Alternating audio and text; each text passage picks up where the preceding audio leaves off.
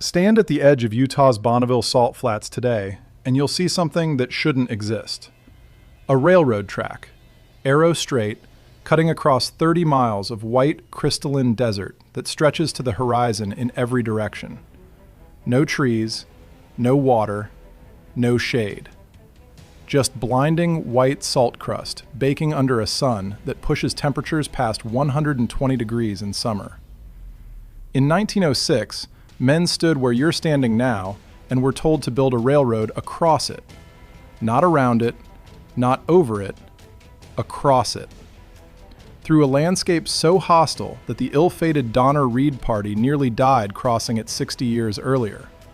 Through salt crust that looked solid from a distance but crumbled under the weight of a loaded wagon. Through terrain so disorienting that survivors of that crossing described losing all sense of direction, of distance, of time itself.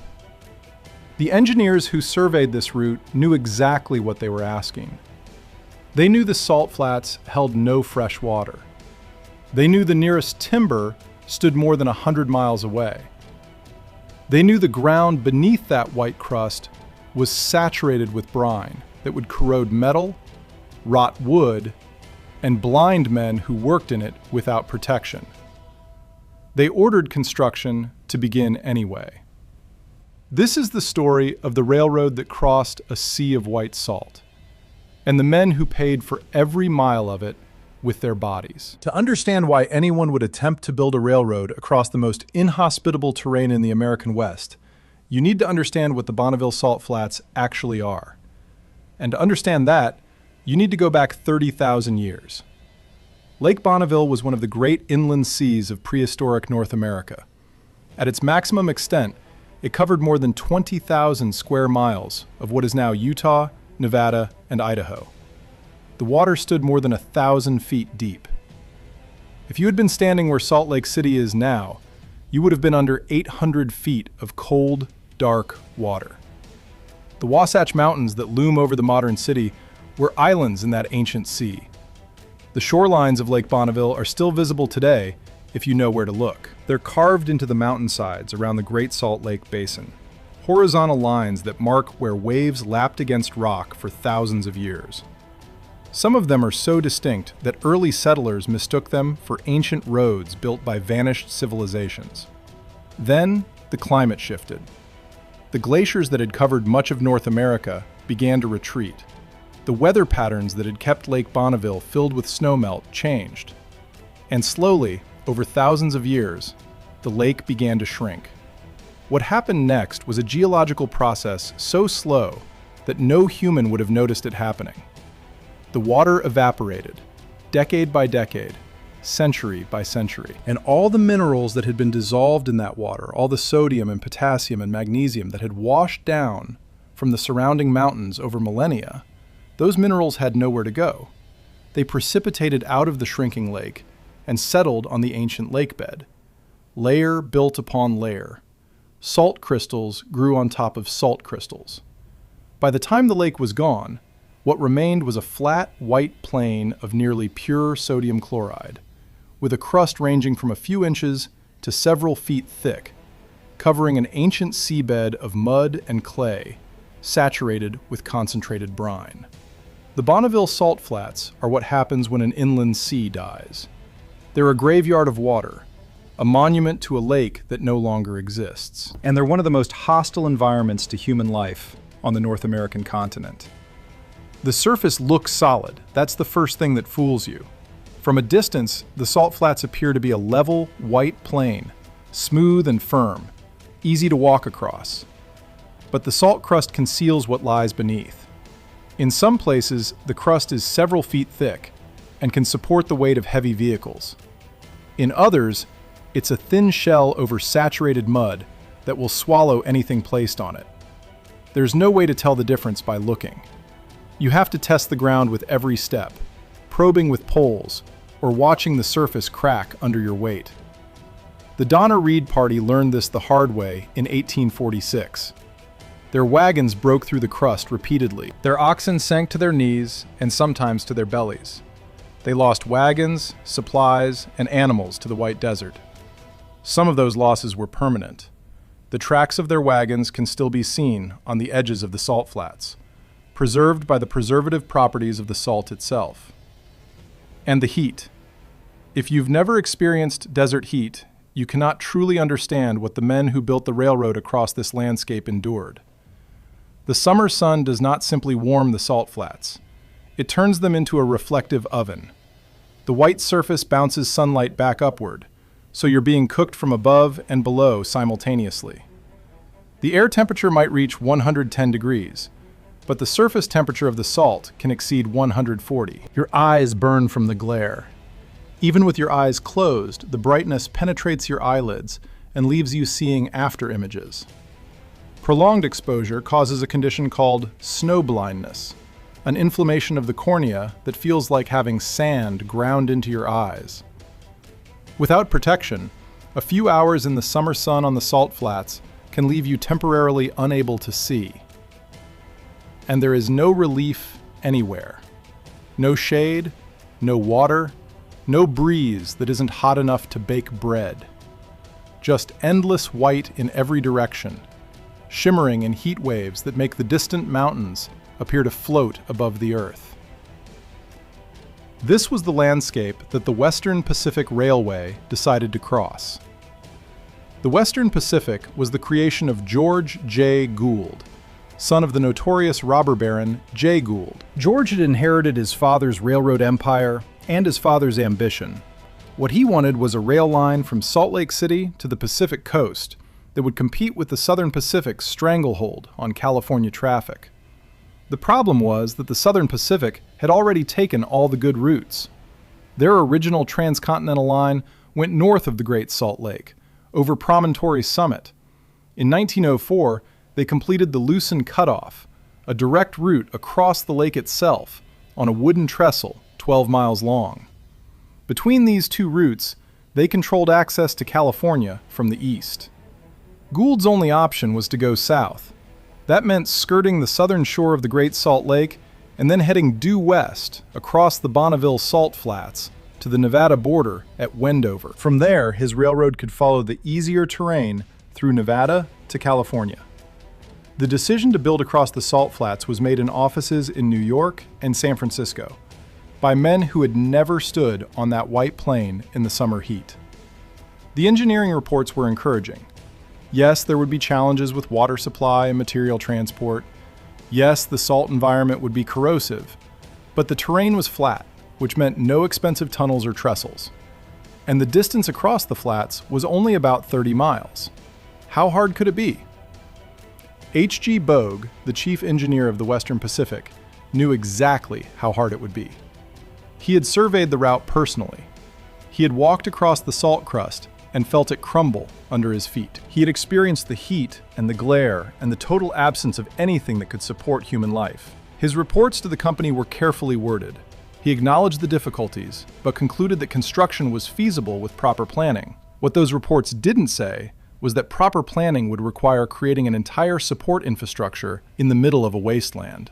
Every drop of water, every piece of timber, every pound of food and fodder would have to be hauled in from the outside. The logistics would be staggering, but the company wanted their railroad built. And so, in 1906, the Western Pacific began construction across the Bonneville Salt Flats. The first challenge was water. Not the water in the ground, which was plentiful but useless, saturated with so much salt that drinking it would kill you faster than drinking nothing. The construction crews needed fresh water, and there was none within 50 miles. The Western Pacific established a series of water stations along the construction route. Huge metal tanks, each holding thousands of gallons, were positioned at intervals across the salt flats. These tanks were filled by supply trains that hauled water from Salt Lake City or from springs in the mountains to the west.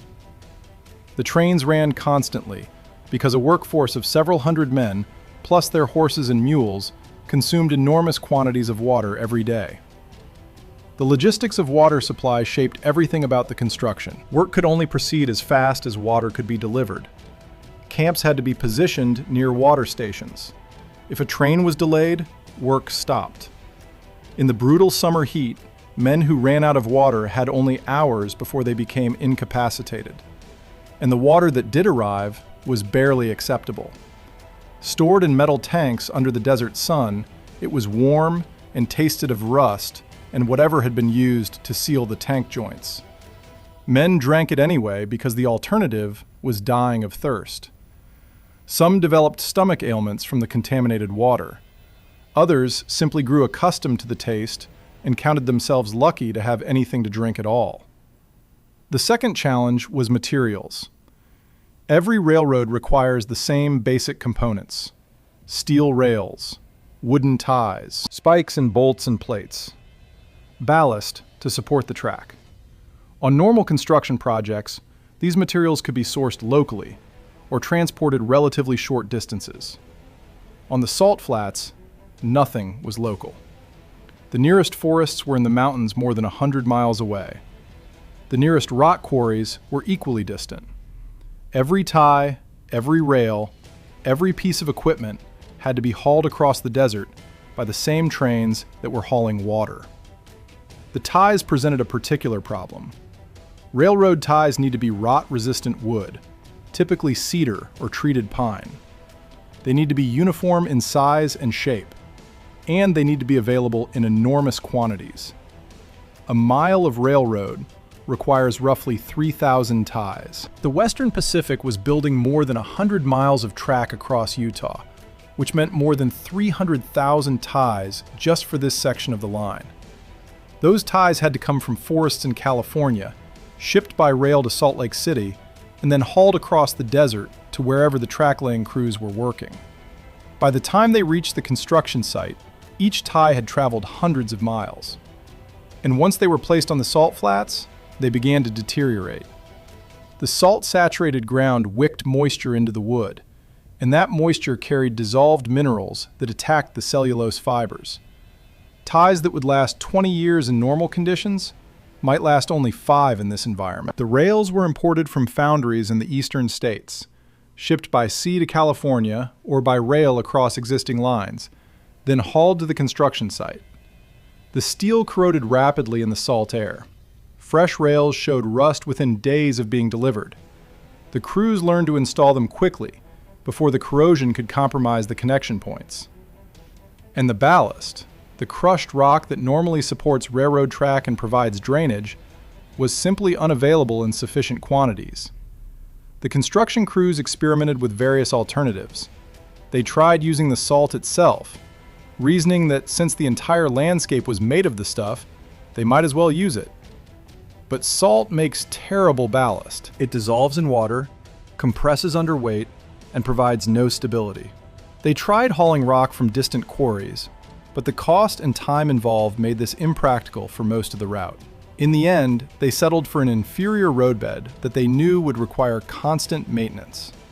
It was not a good solution. It was simply the only solution they could make work. The men who did this work came from everywhere and nowhere. Some were experienced railroad workers who had built track across the mountains and plains. Others were new to the work, hired because they were willing to labor in conditions that more experienced men refused. Many were immigrants. Many were drifters. Most of them left no record of their individual stories. We know them primarily through the few contemporary accounts that have survived. Newspaper reporters occasionally visited the construction site and filed stories about what they saw. Engineers kept logs and correspondence. And the graves are still there. Silent testimony to those who didn't survive. The workday began before dawn. The crews rose in darkness, ate whatever breakfast was available, and prepared their tools before first light. When the sun came up, they were already on the line, driving spikes and laying rails and grading the roadbed. The early morning hours were the only tolerable time to work. As the sun climbed higher, the temperature rose rapidly. By mid-morning, the white salt was radiating heat that made it painful to stand on. The air shimmered with heat waves. Men's eyes watered constantly from the glare, even with whatever improvised eye protection they could devise. By late morning, the heat became dangerous. Men collapsed with heat exhaustion, their bodies unable to shed warmth fast enough to maintain safe internal temperatures. The symptoms came on quickly. confusion, stumbling, skin that stopped sweating and became hot and dry to the touch. Left untreated, heat exhaustion progressed to heat stroke, which was often fatal. The foreman learned to watch for these signs and pull affected workers off the line immediately. The treatment was simple but critical. Get the man into shade, pour water over him, get more water into him, keep him still until his body temperature dropped. Some recovered within hours, others never recovered at all. During the worst of the summer heat, the crews worked only in the early morning and late afternoon. The middle of the day was simply too dangerous. Men retreated to whatever shade they could find, usually tarpaulins stretched between wagons, or crude shelters built from salvaged materials. They waited out the worst hours, conserving their strength and their water, and returned to work when the sun began to drop toward the western mountains.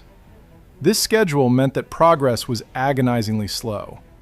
In a normal construction environment, a well-organized crew could lay a mile or more of track per day. On the salt flats, they considered it a good day if they completed a quarter mile. The heat, the difficulty of the terrain, the constant logistical challenges, all combined to slow the work to a crawl. And yet they kept going, day after day, week after week, month after month. The track crept westward across the White Desert. Supply trains became more frequent as the distance from Salt Lake City increased, bringing water and materials to the ever-advancing end of track. The animals suffered as much as the men. Horses and mules were essential for hauling materials, but they were poorly suited to the salt flat environment. Their hooves broke through the thin salt crust and sank into the muck below. The salt irritated their skin and eyes. The heat exhausted them faster than it exhausted the human workers. Worse, the animals required even more water than the men. A working mule might drink 10 gallons per day in normal conditions. On the salt flats, in summer, they needed twice that. And if the water supply was interrupted, the animals died first. Contemporary accounts describe horses and mules collapsing in their traces, simply unable to continue. Some were revived with water and rest. Others had to be shot where they fell. The logistics of removing dead animals from the worksite added another burden to the already overtaxed construction crews. The ground itself fought them at every step. The salt crust that appeared solid would suddenly collapse under the weight of heavy equipment. A wagon loaded with rails might break through the surface and sink to its axles in the brine-saturated mud below. Extracting it was brutal work that could take hours. Sometimes the equipment had to be abandoned. The crews developed techniques for testing the ground before committing heavy loads. They probed with poles, looking for areas where the crust was thick and stable. They learned to recognize subtle variations in the surface appearance that indicated weak spots. But even with these precautions, they lost equipment regularly. And the corrosion was relentless. Every metal tool, every piece of equipment, every rail and spike and bolt was under constant attack from the salt-saturated environment. Tools rusted overnight. Equipment that was new when it arrived at the construction site looked ancient within weeks. The maintenance burden was enormous. There was another danger that the workers faced, one that crept up slowly and left permanent damage: salt blindness. The human eye was not designed to withstand the reflected intensity of the summer sun on the Bonneville salt flats. The white surface acted like a mirror, bouncing ultraviolet radiation upward into the faces of anyone who walked or worked on it. Sunglasses existed in 1906, but they were not common among manual laborers. Most of the men on the construction crews had no eye protection at all. The symptoms started with irritation, eyes that felt gritty, like there was sand caught under the lids. Within hours, the irritation became pain. The corneas, the transparent outer layer of the eye, became inflamed from the UV exposure. This condition, called photokeratitis, is essentially a sunburn on the surface of the eye. In mild cases, men could rest in darkness for a day or two and recover. But on the salt flats, there was no darkness during the work season. Even under a tarpaulin, the ambient light was intense. and men who needed their wages couldn't afford to rest for 2 days. They went back to work before their eyes had healed, and the damage accumulated. Some workers suffered permanent vision loss from their time on the salt flats. The historical records don't give us numbers, but the ophthalmological literature from the early 20th century includes reports from doctors in Utah who treated railroad workers for chronic eye conditions that could only have come from prolonged UV exposure. These were men who had traded their eyesight for wages. The workers developed improvised protections. Some fashioned masks from cloth, leaving only a narrow slit for vision. Others smeared charcoal or grease under their eyes, hoping to reduce the reflected glare. A few acquired the smoked glass spectacles that were sometimes used by mountaineers. None of these solutions were adequate. At night, the men retreated to their camps and tried to rest. But even night brought no true relief. The salt crust retained heat from the day, releasing it slowly into the air. The ground was warm to the touch, even at midnight. Men slept poorly, exhausted, but unable to find comfort in the stifling tents and crude shelters. And there was the isolation. The salt flats were not merely uncomfortable, they were psychologically crushing. There was nothing to look at except white salt and distant mountains. No variation in the landscape, no trees or rocks or streams to break the monotony. Just white, in every direction, under a sky that seemed too big and too empty. Some men couldn't take it. Contemporary accounts mention workers who simply walked off the job, heading back toward Salt Lake City, even though it meant forfeiting their wages and hiking dozens of miles without adequate water. Better to risk death in the desert than spend another day in that white emptiness. Those who stayed developed a kind of numbness. They stopped noticing the heat, or rather, they stopped complaining about it. They stopped noticing the glare. They stopped noticing the pain in their backs and arms and hands. They became mechanical, going through the motions of work because stopping was not an option. The foremen who supervised these crews were working men themselves, not office managers. They understood what they were asking, and some of them tried to make things easier. Water rations were sometimes increased during the worst of the heat. Rest periods were mandated when temperatures became dangerous. Injured men were sent back to Salt Lake City when their injuries were severe enough. But the pressure to complete the railroad never let up. The company wanted progress. Every day of delay was money lost.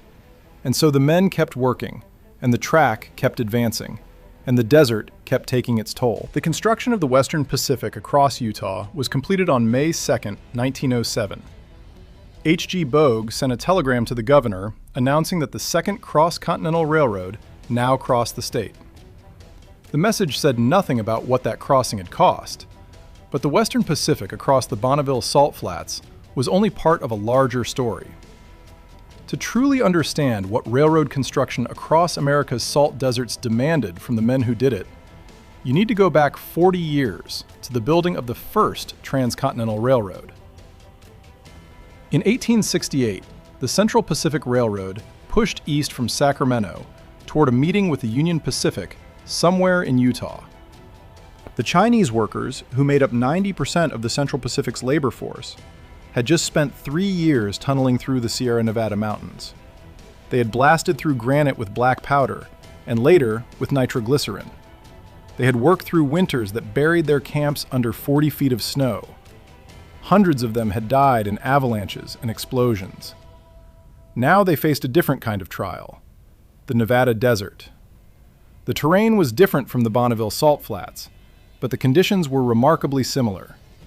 Temperatures that exceeded 120 degrees, no shade anywhere, no water except what could be hauled in by train and wagon, hostile ground that offered no support and no mercy. The Central Pacific was in a race. The Pacific Railroad Acts paid the companies by the mile, and every mile of track laid meant more government bonds and more land grants. The Union Pacific was building west from Omaha, and whoever laid more track would receive more money. Speed was everything. This pressure shaped how the workers lived and died. They worked 12-hour days, 6 days a week. They slept in camps that moved constantly to keep pace with the advancing track. Some camps held 5,000 men, temporary cities that appeared overnight and vanished just as quickly as the track-laying crews moved on. The Chinese workers organized themselves into gangs of about 30 men, each gang responsible for a specific section of work. They were paid $35 per month, less than their white counterparts who received the same wages plus room and board. The Chinese had to provide their own food, which they did through a sophisticated system of provisions supplied by Chinese merchants who followed the construction camps. The food was better than what most railroad workers ate. The Chinese merchants brought rice, dried fish, vegetables, and tea. They set up kitchens that provided regular meals. The workers boiled their drinking water, which reduced the incidence of waterborne diseases that plagued other construction crews. But no amount of good food or boiled water could protect them from the heat. The summer of 1868 was brutal. Contemporary accounts describe temperatures reaching 120 degrees and higher. The desert air was so dry that sweat evaporated before it could cool the skin. Men's lips cracked and bled. Their eyes burned from the constant glare. Water consumption on the Central Pacific that summer reached 1,700 tons per day. That's more than 300,000 gallons every day, just to keep the workforce and their animals alive. Supply trains ran constantly, hauling water from the Truckee River and from springs in the mountains. And still men collapsed. The records don't give us precise numbers, but we know that workers died of heat stroke on the Nevada desert. They fell where they stood, overcome by temperatures their bodies could not regulate. Some were revived with water and rest. Others were buried in shallow graves along the right-of-way. The track advanced anyway. By the fall of 1868, the Central Pacific had crossed Nevada and entered Utah. The race with the Union Pacific intensified. Both companies pushed their crews harder, demanding more miles per day, more hours of work, more from bodies already pushed to their limits. On April 28, 1869, a track-laying crew on the Central Pacific performed a feat that has never been equaled. In a single day, from before dawn until after dark, they laid 10 miles and 56 feet of track. 8 men lifted each rail, swinging it into place in a coordinated movement that had been practiced until it was as precise as a dance. 10 spikes secured each rail, driven home by workers who swung their hammers in rhythm.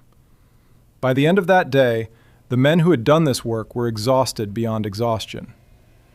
But they had set a record that stands to this day. And 12 days later, on May 10, 1869, the golden spike was driven at Promontory Summit. The nation celebrated. Telegraphs carried the news from coast to coast. Cannons fired in cities across America. The Transcontinental Railroad was complete. At the ceremony, James Strobridge, who had supervised the Chinese workers throughout construction, invited a delegation of them to dine in his personal railroad car. They were, he said, the chosen representatives of the race that had helped build the road. It was a small gesture of recognition for men whose labor had made the railroad possible. But their names do not appear in the famous photographs of that day. Their faces are mostly absent from the historical record. They were essential to one of the greatest engineering achievements in American history, and within a generation, most Americans would not know they had been there at all. The true number of Chinese workers who died building the Central Pacific will never be known. Contemporary estimates range from 150 to more than 1,200. The higher number likely includes deaths from a smallpox epidemic that swept through the construction camps. But even the lower figure represents a terrible toll. And these were just the deaths that someone bothered to count. Many more went unrecorded. Chinese custom called for the bones of the dead to be returned to China for proper burial. After the railroad was completed, representatives of Chinese benevolent associations traveled along the route, exhuming remains and shipping them home. This explains why there are relatively few Chinese graves along the railroad right-of-way today. Most of the dead were taken back to China. But some were not found.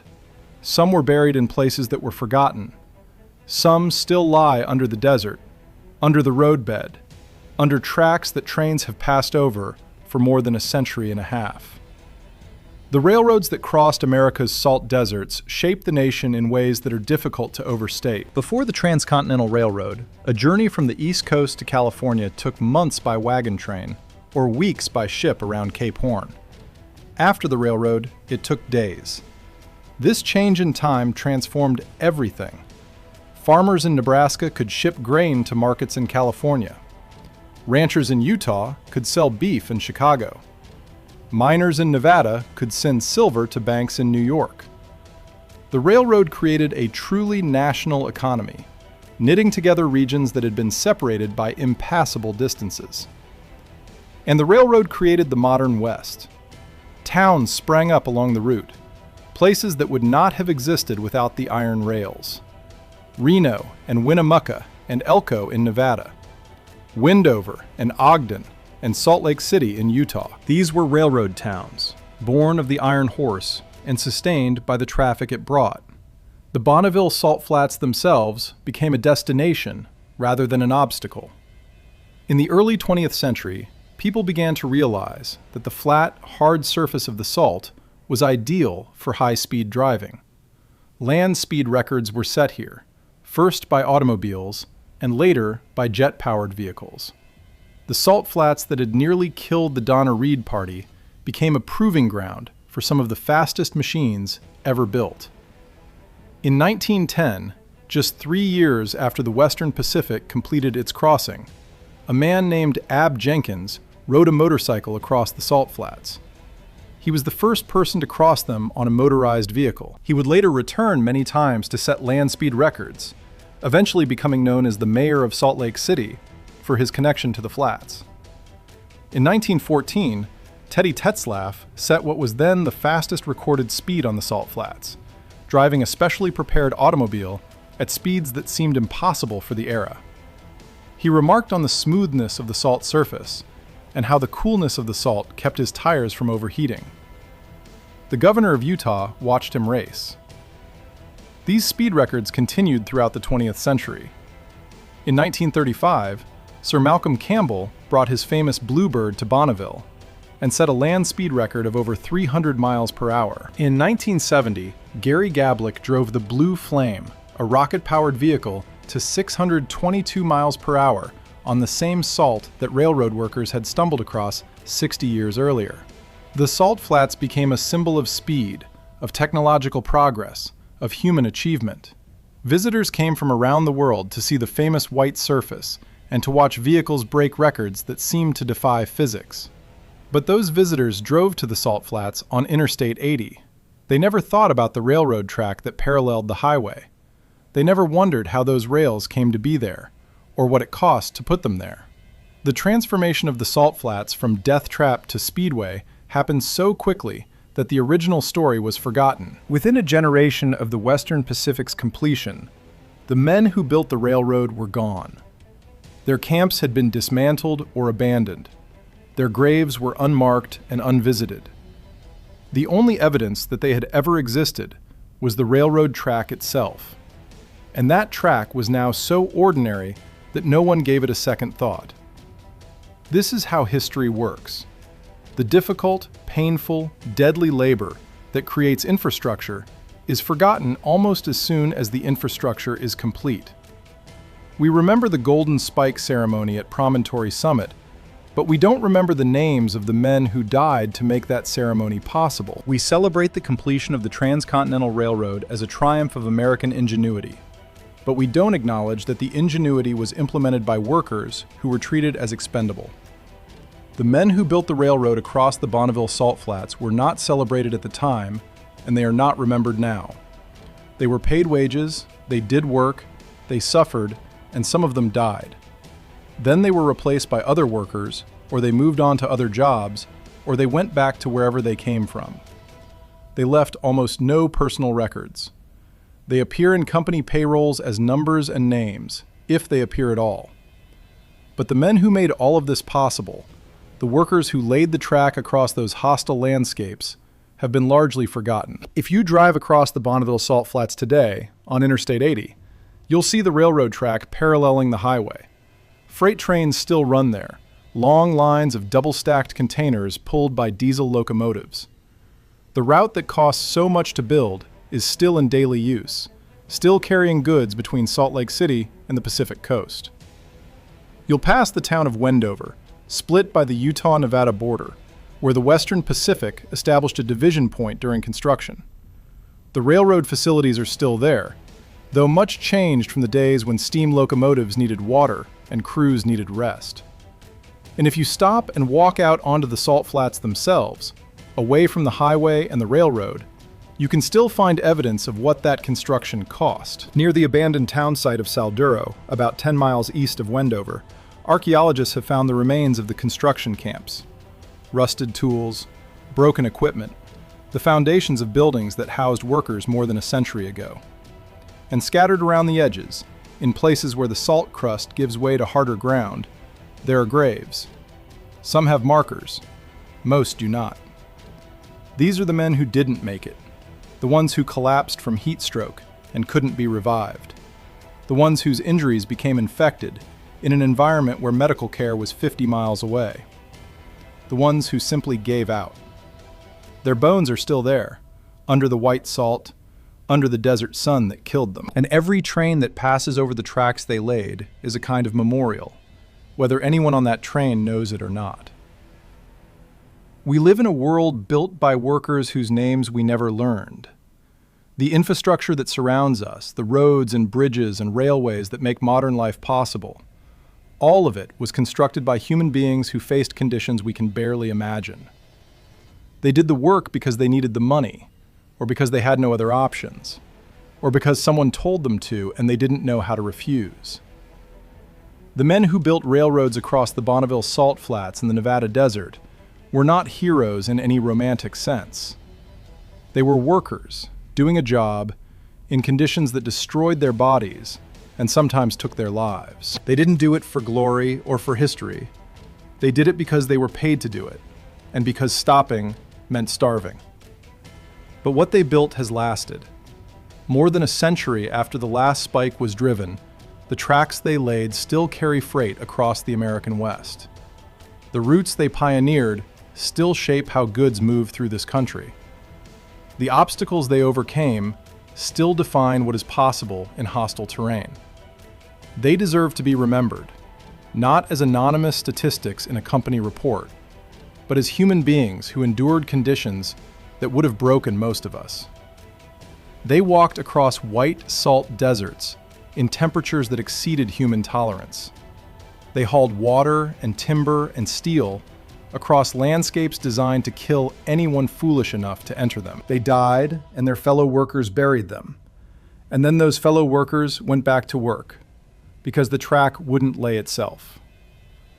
The next time you see a freight train, think about who built the track it runs on.